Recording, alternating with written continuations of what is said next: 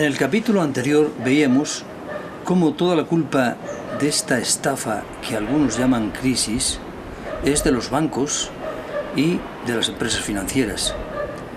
Pero también es verdad que esto no hubiera sido posible sin la colaboración necesaria de los políticos, de los partidos de gobierno, de las instituciones relacionadas, desde el Banco Central, el Parlamento, el Gobierno Europeo.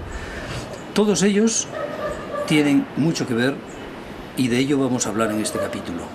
No todos los políticos son corruptos y partidos y políticos son necesarios para la democracia.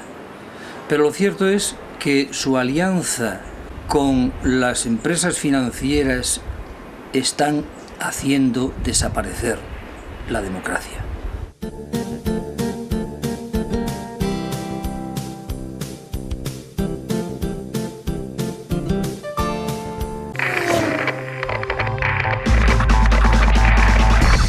Los españoles vienen manifestando desde hace más de 2 años su descontento con la clase política hasta el punto de que, desde hace unos meses, es el tercer problema más importante según los ciudadanos españoles. En las encuestas del Centro de Investigaciones Sociológicas del pasado noviembre, casi 1 de cada 3 españoles identifica a la clase política y a los partidos políticos como el principal problema que arrastra España, tras el paro y los problemas de índole económica, por encima de la sanidad, la corrupción y el fraude de los bancos. Según una encuesta de Metroscopia para El País del mismo mes, el presidente Rajoy obtiene una desaprobación del 71% de los encuestados.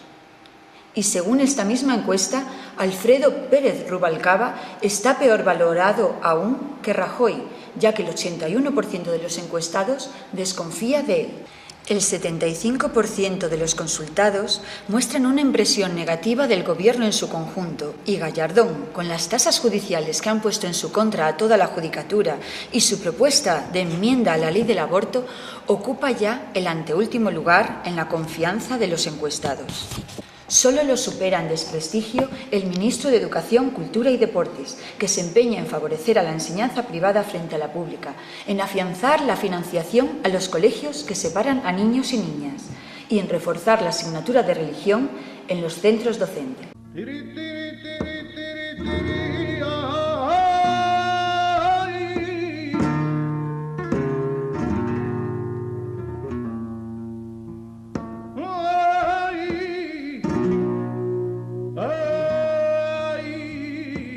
Un gobierno que no está consiguiendo ningún logro, que está hundiendo el país y del que los españoles desconfían y suspenden en su totalidad, no sabemos por qué Rajoy manifestó este verano que está orgulloso de él. En realidad lo que hemos ido viendo en los últimos tiempos ha sido una creciente autonomización de los propios partidos políticos respecto a sus electores. Estamos en un sistema llamado democrático en el cual no hay ningún control de los electores sobre los elegidos. Y por lo tanto, los partidos pueden hacer unas promesas en las campañas electorales y luego dejarlas de cumplir una vez llegan al gobierno, ¿no? Claro, eso se ve facilitado por una ausencia de regulación de cuáles deberían ser las medidas de control sobre esos partidos y sobre sus representantes, ¿no? Claro, en el caso español, como en otros, pues esa regulación es muy amplia, muy abierta, no hay unas exigencias de transparencia, no hay unas exigencias de control de cuentas de los partidos, no hay una obligación de rendimiento de sus actuaciones a sus electores, ¿no?, en sus distritos correspondientes, ¿no? Y es verdad que ahora Internet pues permite algunos gestos de aparente transparencia, pues sobre lo que cobran los políticos, ¿no? Pero claro, también estamos viendo precisamente cómo se descubren cantidad de privilegios de los mismos.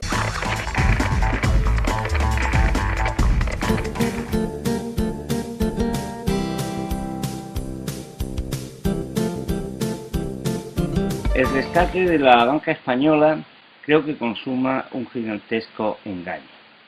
Primero, los gobiernos les crearon a los bancos las condiciones para que estos financiaran una burbuja de crédito posiblemente sin precedentes, con la que han ganado docenas de miles de millones de euros. Dictaron leyes del suelo en la época de Aznar para que los promotores les pidieran préstamos con los que financiar construcciones en todas las esquinas de España, construcciones que irían quedándose poco a poco vacías y sin vender.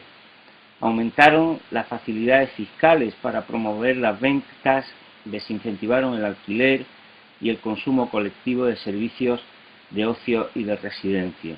Pero no contentos con los beneficios que les daba el negocio inmobiliario, que condenaba a un auténtico monocultivo a la economía española, impusieron políticas de bajos ingresos y de recortes salariales para que las familias y los pequeños empresarios tuvieran que endeudarse hasta las cejas y así proseguir su negocio de préstamo.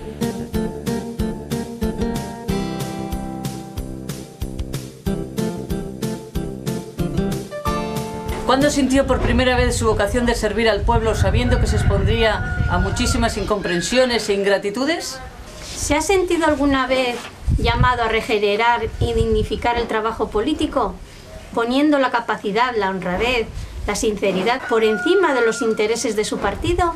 ¿Cuándo sintió la necesidad de formarse para ejercer bien su profesión? ¿Se ha planteado alguna vez ejercer una política no partidista centrada en la atención prioritaria a los más desfavorecidos? ¿Me repite la pregunta, por favor? ¿Cree usted posible la regeneración de la clase política para que el pueblo vuelva a depositar en ustedes la confianza que claramente les ha retirado? ¿Y cree usted que algún día nuestros políticos harán acuerdos que se basen no en los intereses financieros, sino en poner en marcha una economía que realmente respete los recursos humanos y que cree bienes para que disfrutemos toda la humanidad? Cuando se entera de otro caso más de corrupción política, sea de compañeros o de políticos de otros partidos, ¿cómo se siente?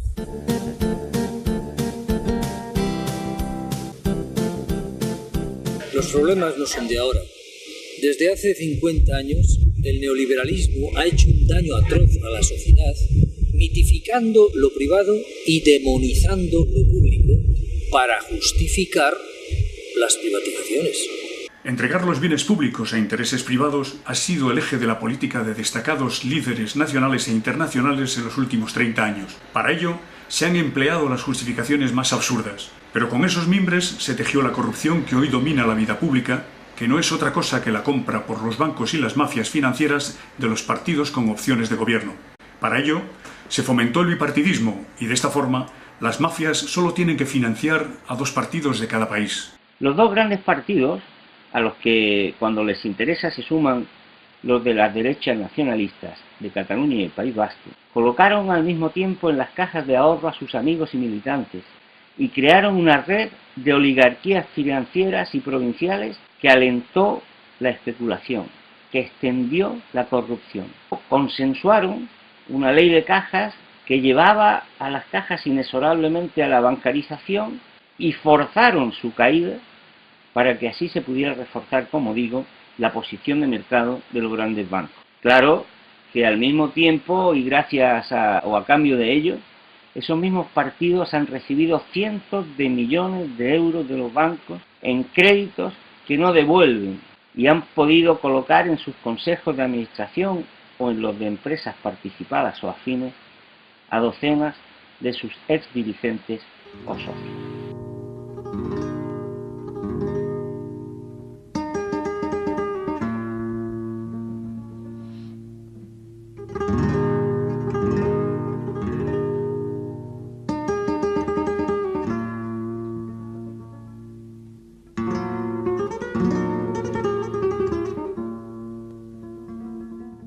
La corrupción tiene una larga historia, pero bueno, es evidente que desde la onda larga neoliberal que empezó a finales de los 70, primero de los 80, lo que hemos visto es un incremento cada vez mayor de esa corrupción, ¿no?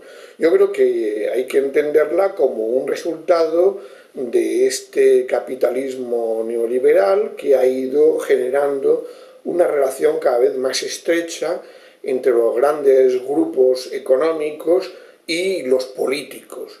Unos políticos que se han convertido en profesionales de la política, cada vez más autónomos de sus propios electores, ¿no? Cada vez con más privilegios y cada vez más subordinados a esos grupos de presión, como estamos viendo en casos cotidianos, y que llega a conducirles a ser asociados de esos grupos, con lo cual cuando dejan de ser políticos pasan a formar parte de los consejos de administración.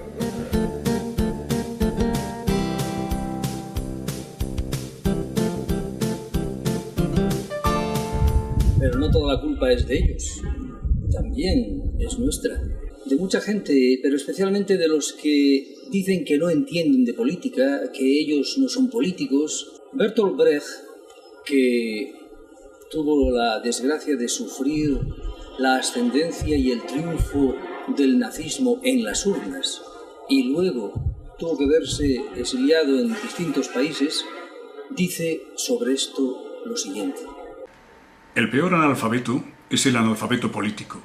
No oye, no habla, no participa de los acontecimientos políticos, no sabe que el coste de la vida, el precio de los frijoles, del pan, de la harina, del vestido, del zapato y de las medicinas dependen de decisiones políticas. El analfabeto político es tan burro que se enorgullece y ensancha el pecho diciendo que odia la política. No sabe que de su ignorancia política nace la prostituta, el menor abandonado. Y el peor de todos los bandidos, que es el político corrupto, mequetrefe y lacayo de las empresas nacionales y multinacionales. Pero nosotros tenemos la esperanza de que una nueva forma de hacer política, una regeneración de la política, es necesaria y urgente. Y tal vez no estemos lejos de que los políticos de nuestros días se den cuenta de esta necesidad y de esta urgencia. La esperanza es también el mejor antídoto contra todos aquellos que pretenden que nos quedemos en casa, que nos resignemos, que esperemos, porque esto al final tendrá arreglo y porque esto al final vamos a salir de esta situación. No vamos a salir de esta situación si seguimos aplicando políticas que van contra las personas y que en definitiva nos recortan nuestros derechos sociales.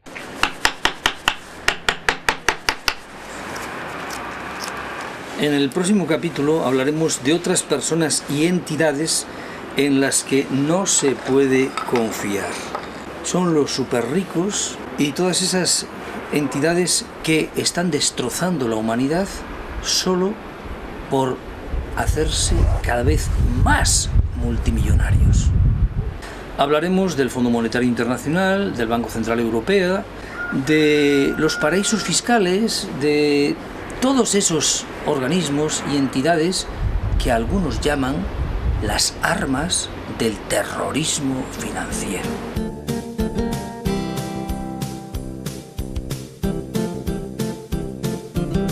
Al ver los modales y tonos que presuponía educados, al ver el pleno en el Congreso, al ver algunos diputados, en especial me refiero, con gran cabreo y con enfado, a los que aplauden y ríen si recortan al parado. Así es que digo, que se jodan los que mienten, que se jodan los que ocultan, que se jodan los tramposos, que se jodan los que insultan, que se jodan los ministros que no dicen ni palabra. Y si soy parado digo, que se joda Andrea Fabra.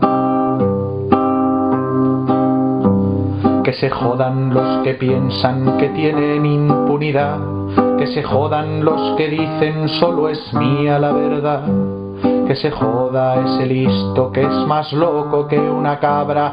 Y si soy parado digo, que se joda Andrea Fabra. Que se jodan los banqueros que hicieron largo el invierno, que se jodan los Borbones si encarcelan a su yerno, que se joda Carlos Díbar y la boca ya no abra. Y si soy parado digo, que se joda Andrea Fabra. Que Que se jodan los que hicieron fortuna del desahuciado, que se jodan los ladrones, pero nunca los parados, que se jodan los que siempre están rompiendo su palabra, y si soy parado digo, que se joda Andrea Fabra.